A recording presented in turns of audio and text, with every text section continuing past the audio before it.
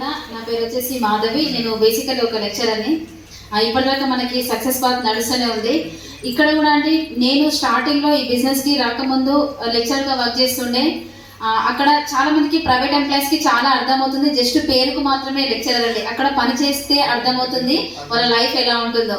పేరు బాగుంటుంది, madam madam అని అందరు అంటుంటారు, కానీ మనకి సాటిస్ఫాక్షన్ అనేది ఉండదు.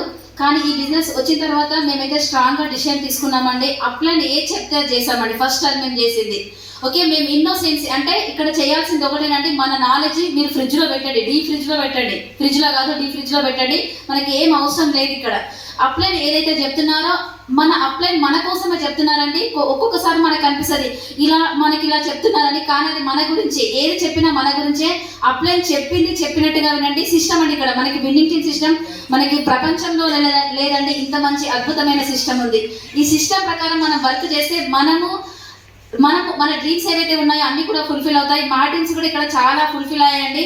ఒకప్పుడు సెకండ్ హ్యాండ్ ఫోన్ కొనాలంటే కూడా ఆలోచించే స్టేజ్ నుండి ఇప్పుడు మేము దాదాపుగా 10 లక్షల కార్లో నేను వచ్చానండి. అంటే మీరు ఒక్కసారి ఆలోచించండి. ఇదంతా కూడా సిస్టమ్ ప్రకారమే జరిగింది.